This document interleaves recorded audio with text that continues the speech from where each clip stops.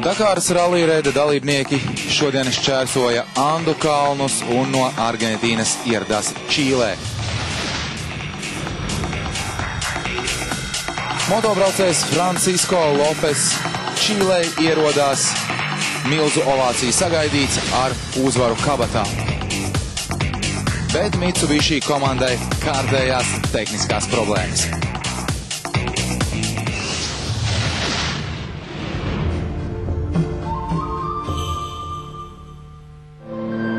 Esiet sveicināti Dakāras rallija reida apskatā kanāla LNT, ar jums kopā Jānis Straubergs, un kā jau ierasts raidījuma iesākumā atskatīsimies uz vakardienas notikumiem. Šeit jūs ekrānos Volkswagen komandas braucējs Dīters Depings, kurš ir apstājies ātruma posmā un īsti nezina, kas ir noticis. Automašīna vairs nekust uz priekšu un viņi gaida palīdzības tehnisko automašīnu. Savukārt vēl skarbāks liktenis ir piemeklējis kopvērtējuma līderi Nasaru Alatijahu, kurš izcīnīja uzvaru vakardienas ātruma posmā, taču vēlāk izrādījās, ka viņš nav paņēmis 9 slēptos kontrolpunktus un viņš no sacensībām ir diskvalificēts.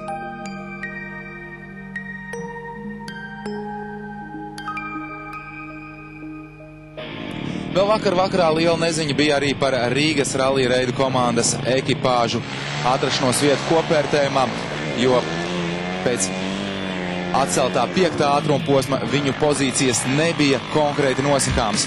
Savukārt, kāds tad izstāsta skats uz nākotni šodien, par to mums tūdaļ vairāk pastāstīs Normunds Avotiņš, kurš šobrīd atrodas Čīlē. Tātad visi Rīgas rallija komandas dalībnieki tomēr veiksmīgi palika sacensībās, kas bija galvenais, taču vēl palika atklāts jautājums par to, kāda tad būs rezultāti kopvērtējumā. Un droši vien, ka tāda īsta viedokļa par to nebija arī pašiem organizatoriem, ja faktiski visu vakardienu kopvērtējumā bija tikai 31 automašīna un nebija zināms, kas tad tiks piešķirts sodas summas un kāda vispār būs šie kopvērtējuma rezultāti. Nu, tikai pret pašu vakaru.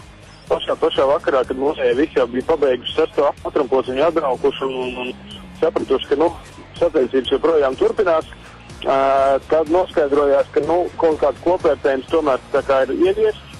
Un visvairāk vilēs gan par to bija Jānis Āzis, jo mēs zinām, ka viņš 5. ātruma posmu vienīgais no mūsējiem ir izbraucis. Tiesa gan, kamēr viņš brauc šo ātruma posmu, tas tika apturēts vai līdz ar to atcelts, viņam tika piešķirts jauns starta laiks, it kā viņš nemaz nebūtu finišējis. Viņš aizbraucot finišā faktiski nesatika tur nevienu, kas viņam varētu ierakstīt laiku. Protams, ka tas ļoti sabojās viņa kopvērtējuma rezultātu. Jānis Āzis nebija mierā ar šo risinājumu, un tad viņi abi ar Aināru Princi gāja pie tiesnešiem skaidroties, bet pagaidām mēs nekādu atbildi un risinājumu neesam guvuši. Es domāju, ka šī diskusija turpināsies vēl arī šodien, jo tas patiešām nav godīgi. Kas attiecās uz Māru Saukānu un Andu Feldmanu, viņi būtu tikai priecīgi, ka viņi vispār var turpināt sacensības, jo viņi 5. ātruma posmu neizbrauc, un tas, ka viņam kopvērtējumā ar tik zemes rezultāts ir tikai likumsakarīgi, un viss, ko viņi var darīt, ir šobrīd braukt tā, kā viņi brauc šodien, jo ātruma posms gan bija saīsināts, protams, bet tāpat pietiekoši bīstams un sarežģīts, un tomēr viņi nobrauc viņu ļoti labi. Es domāju, vēl viss ir priekšā, un nevajag satraukties par to, ka šis kopvērtējuma rezultāts ir tik zems, jo patiesībā grūtākā rallija daļa vēl ir priekšā, tā sekos pēc atpūtas dienas vēl par ASO, kur mēs esam beidzot ieradušies, tātad esam pametuši Argentīnu un sasnieguši pacēlušies uz Čīli.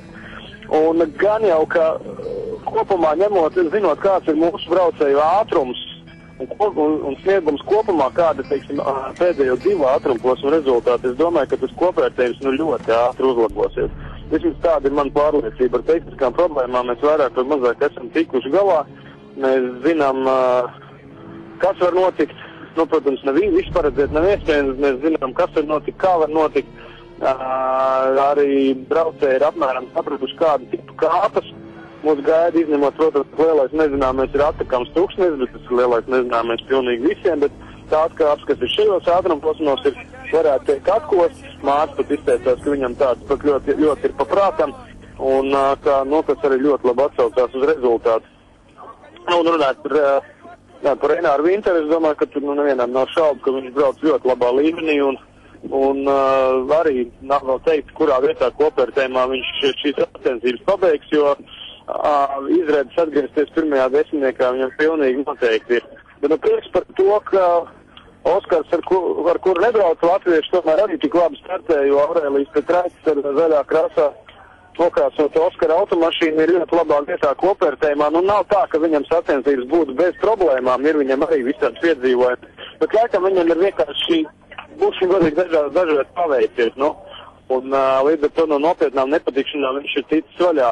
Nu, vēl var teikt, ka Petraitis laikam ir braucis vai nu braucis prātīgāk nekā mūsējie, vai viņi ir kaut kā tāredzīgāk, varbūt komplektējuši tehniskās palīdzības mašīnu, bet tādu būtisku rezervas daļu viņiem ir pat vairāk nekā mums, kas nozīmē, ka ja gadījumā izbeigsies, teiksim, varbūt vēl viens sajūgs, vai varbūt māra mašīnai sabojāsies ventilators, tad varbūt, ka Aurēlijs varēs mums palīdzēt, tad, teiksim, mums ir tikai viens rezervas ventilators, viņa tā aktīvi.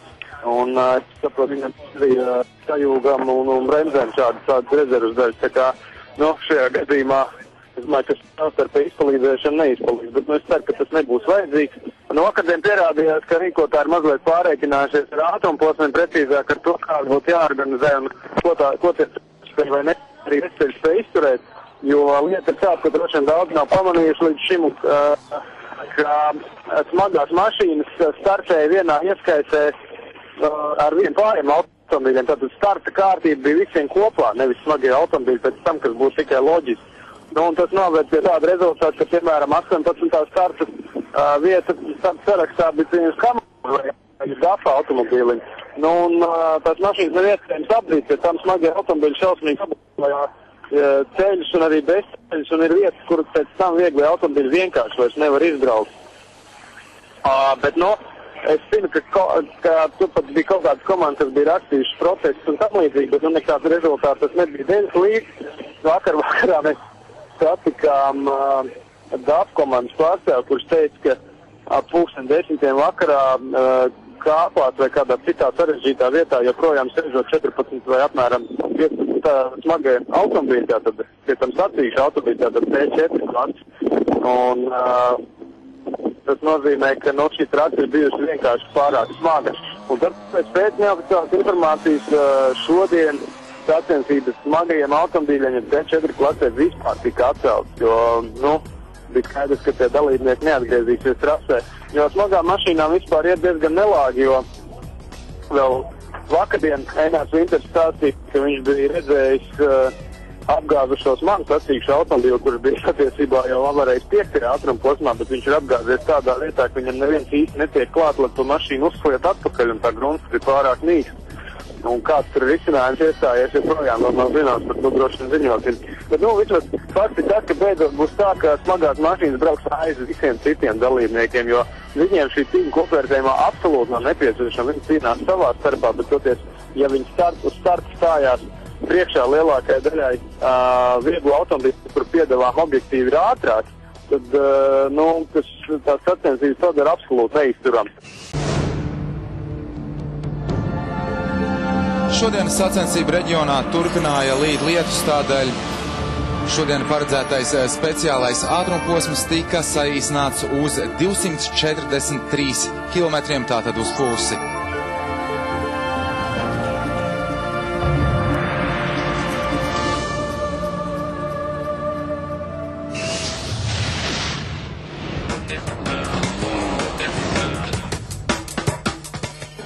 Pēc daļai atceltā 5. ātrumposma un saīsinātā vakardienas etapa šīs dienas 7. ātrumposmu visaugstāk kopvērtējumā sāka Jānis Sāzis ar Aināru Princi. Viņam 30. vieta turpat blakus atrodas arī jau Normūda minētais Aurēlijs Petraitis, kurš arī brauc ar Oskara automašīnu.